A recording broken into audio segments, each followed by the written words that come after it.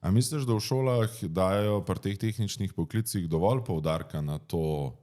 da ko greš ti na svojo pot, da te opremijo z znanjem, ki je dejansko potreben, da to furaš, ker je premalo sem vedeti, kako inštalacijo razpeljati, ker če ti hočeš imeti neko stabilno podjetje, ki omogoča zadovoljiv finančni tok, da ljudje normalno živijo, a ne? A dajo v šolah kaj tega znanja? Jaz mislim, da več, ja, kot so ga, pa ne, da ga prej niso dali, ampak se mi zdi, da je čedalje več tega, ne. Absolutno še vedno morda premalo, oziroma gre zelo, nek splošen občutek imam, no, da pač nekih splošnih informacij, ne, pač ne gre za konkretno smer, ne bo to ogrevanje, ne bo to prezračevanje, ne bo to, a ne, se pravi,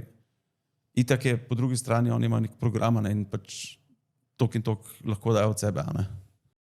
To, da so opremljeni tudi z znanjem podjetništva, ne? Kaj je obratni kapital, kva so zaloge, kako računati marže, ker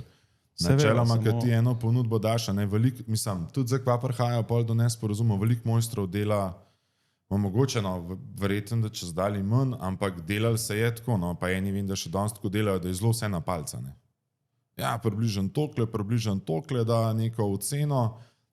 poj pa zaključek projekta, a ne, in se medfazno ne skomunicira recimo dovolj dober, poj pa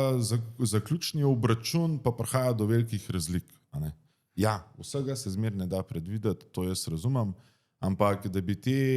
fantje, ki stopajo ta poklic, tudi razumeli to iz te podjetniškega vidika, a ne,